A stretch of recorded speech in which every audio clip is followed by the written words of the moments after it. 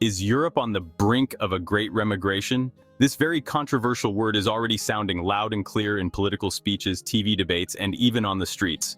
The idea of mass deporting immigrants and their descendants who don't fit in causes as much fear as it does support, dividing millions of people.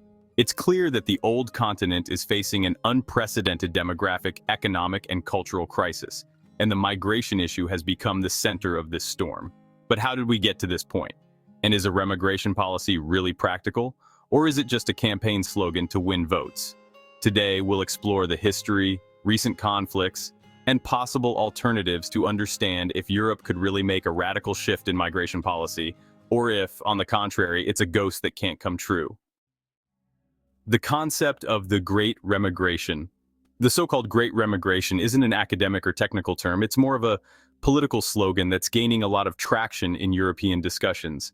The idea is simple and direct: to undo decades of immigration by encouraging or even forcing millions of foreign-born people to go back to their home countries. It's not just about sending back the newest and undocumented immigrants, it's also about including those who, even after years in Europe, aren't integrated or are seen as a threat to safety and cultural identity. Parties like Vox in Spain have openly talked about the possibility of mass deportation, which has caused a big stir in the media. Some politicians have softened these statements, saying it would only apply to criminals or those who refuse to fit in. But the fact that this idea even exists is quite telling. The Great Remigration has become a symbol, a kind of flag that shows the unease of some people who feel that Europe has lost control of its borders and its identity. Even though it's almost impossible to deport millions of people for legal, practical, and human reasons, the simple fact that this idea is presented so casually shows a big change in how Europeans think about immigration. Recent disturbances and social tensions, even though the talk about immigration seemed for a long time to be only about politics and numbers, real events in recent years have brought the topic into the daily lives of millions of Europeans. One of the most talked about cases happened in July 2025, in the Spanish town of Torre Pacheco in Murcia. There, an attack on a 68-year-old man, supposedly by a group of young Moroccan men, caused a wave of anger that quickly spread on social media. What started as a natural protest turned into days of unrest, street fights, and a kind of hunt for immigrants in the area. The tension was so high that the Guardia Civil had to send more than 130 riot police officers to bring back order. These incidents are not just one-offs. In the same month in Poland, thousands of people went to the streets in over 80 cities to protest against illegal immigration in demonstrations organized by the right-wing party Confederation. The protesters demanded that the borders be completely closed, and some political leaders went even further, publicly asking that soldiers be allowed to shoot anyone trying to cross the border illegally. These scenes show a growing explosive situation in Europe, where some people's unhappiness turns into violence, social pressure, and more dislike for immigration. For many citizens, this is no longer just a talk about numbers or government rules, but a matter of immediate safety, of living together every day in their neighborhoods and cities. And every incident involving immigrants gets blown up in the news and on social media, feeding a cycle of fear and hate that makes it harder to have a real discussion. The rise of anti-immigration politics. The unhappiness in society quickly showed up in politics. Across almost all of Europe, parties that made immigration their main issue have gained a lot more support. In Germany, a lot of refugees arriving in 2015 helped the party called Alternative for Germany, or AfD. In 2017, the party got into the German parliament for the first time, and it has grown more and more since then. In Italy, Giorgia Meloni was able to use people's unhappiness with her talk about controlling borders, protecting national identity, and saying no to illegal immigration. Her rise to power showed that this topic is not a small one anymore, but a very important one for political decisions. In France, Marine Le Pen made her leadership stronger by talking about a supposed great replacement, the idea that Europeans are being replaced in their own country by foreigners. Even in the United Kingdom, the issue of migration was very important in the Brexit vote in 2016. Many voters supported leaving the European Union by saying they wanted to take back control of their borders. Many voters supported leaving the European Union by saying they wanted to take back control of their borders. The rise of these parties shows that immigration is not just a social issue, but a campaign topic that can decide which governments get elected. Also, the pressure they put on others makes traditional parties in the middle and even on the left side of politics become stricter in their views so they don't lose votes. What used to be something no one talked about is now normal in public discussions. So, talking against immigration is no longer just for small radical groups and has become a regular part of everyday political talk in almost all of Europe. The shift in formerly open countries. One of the most surprising changes in Europe is happening in countries that, for many years, were seen as examples of being open and multicultural. Now, these same countries are making their rules much tougher. Sweden is probably the best example of this. For years, Sweden was a leader in welcoming refugees and immigrants. It was even known as the most humanitarian country in the world. But what people think has changed a lot.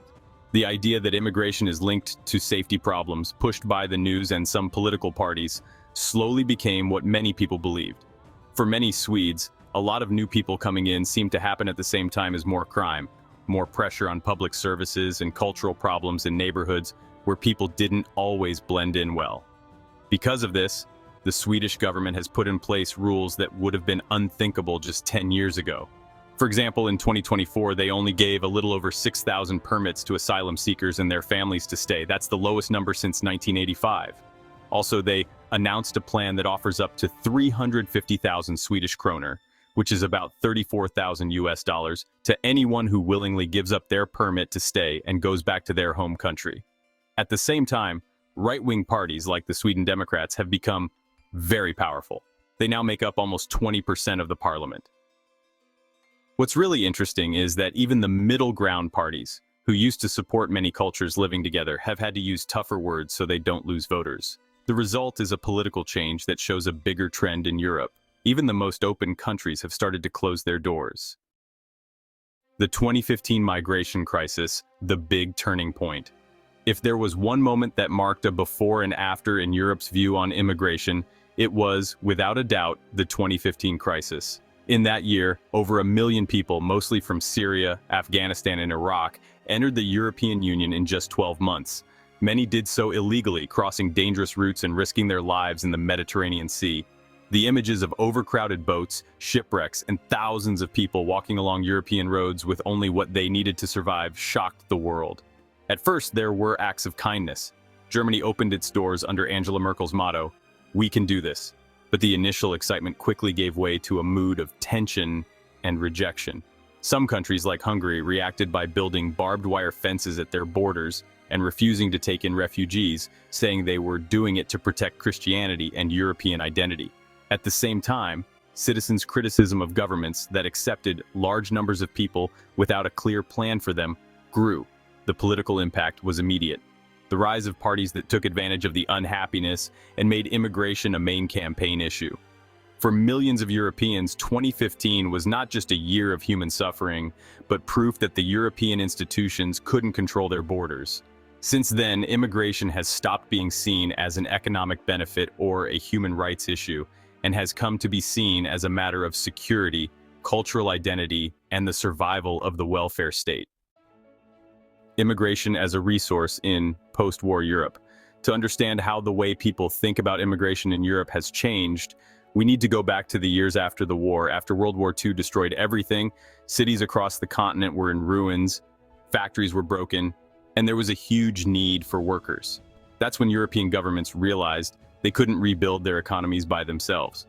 Germany, for example, in the 1950s, started what they called guest worker programs, inviting thousands of people from other countries to work in its factories. Many came from Turkey, Italy, Greece, or Spain. The idea was for them to stay for a short time, work, and then go back home. But most of them ended up staying for good. France, on the other hand, mostly relied on workers from its old colonies in North Africa, Morocco, Algeria, and Tunisia. The United Kingdom opened its doors to people from the Caribbean, India, and Pakistan, who played a very important part in rebuilding things like transportation and healthcare. Back then, people saw immigration as something necessary, not as a danger. It brought youth, energy, and workers to a continent that needed to rise from the ruins.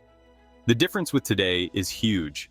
What was once seen as a fix, many now see as a problem. But it's important to remember that Europe's recovery would have been much slower and harder without these foreign workers. Immigration was truly a key part of the good times Europe had in the second half of the 20th century. Europe, land of emigrants. Before it became a place for immigrants, Europe was, for centuries, a continent of emigrants. Between the 19th and 20th centuries, tens of millions of Europeans crossed the oceans looking for a better life. Spanish, Italians, Irish, and even Germans left their lands in large numbers, escaping poverty, unemployment, lack of fertile land, or fleeing endless wars. America was the big goal for these waves, but there were also millions who went to Africa, Asia, or even Oceania. Just think about Argentina, where a big part of the current population comes from Italian and Spanish people, or the United States, where whole groups of Irish and Germans helped shape the modern country. This huge movement of people didn't just change the places they arrived at, but Europe itself, which lost active people and saw its societies change. The strange thing is that today, the descendants of those who left are now wary of those who arrive. Europe has gone from sending people out to being a magnet for millions of individuals looking for the exact same things their ancestors did: safety, stability, and chances. Remembering this history is super important to understand today because it shows that moving from one place to another isn't something strange or new, but a part of European history itself. Those who are asking to close borders today forget that, not long ago, it was their grandparents or great-grandparents knocking on the doors of other continents. The demographic paradox. Europe is facing a big problem that's kind of weird. It's saying no more and more to people coming from other countries, but at the same time, it really needs them. The main reason for this is about how many people there are and how old they are.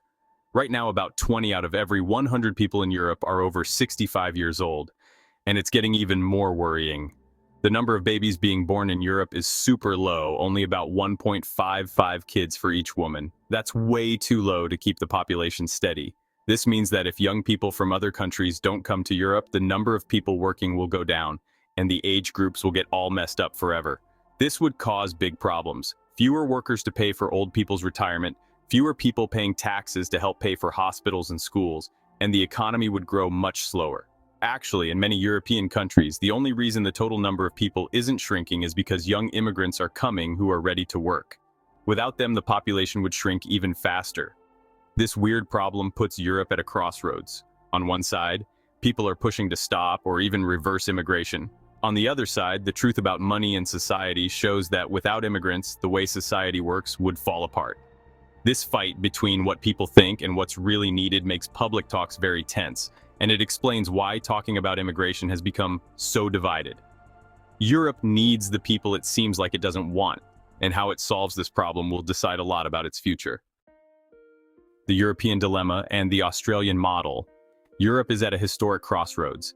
It has to decide whether to put first protecting its culture and internal safety, or to accept that immigration is key to keeping its economy and social system strong. The answer might not be to pick one extreme, but to find a balance that lets them manage immigration in a neat, controlled way, with a clear goal. Some experts point to Australia as a possible path to follow. This country has made an immigration system based on points where people applying are judged on their age, education level, work experience, and how well they know the language and what jobs are needed in the market. Only those who meet the rules can get permanent residency, making sure that immigrants help the country grow from day one. Also, Australia has been very strict with illegal immigration, making it clear that coming in illegally is not an option. It's strange, but this strict way of doing things has allowed Australia to keep one of the highest immigration rates in the world, even more than most European countries, without causing so much bad feeling in society. The reason is simple. People feel that immigration is controlled and aims to help both the country and the new people coming in. In Europe, a plan like this could help lower tensions, offering a situation that brings together safety and success. The big question is whether European governments will be brave enough to use it in such a divided political situation. Europe has traveled a path full of contradictions. From a continent of emigrants, it became a continent that needed immigration to rebuild itself. And now, the debate is whether this process should be slowed down or even reversed. The idea of a large remigration reflects a real unease, but it's hard to make it happen on a big scale. However, its symbolic power has changed politics and public talk in almost every European country. The puzzle is clear. Without immigrants, the economy and social system would fall apart. But with uncontrolled immigration, the feeling of insecurity and cultural loss grows. The challenge for Europe isn't choosing between opening or closing its doors, but rather developing a smart model that combines order, integration, and sustainability. Europe's future depends on this decision.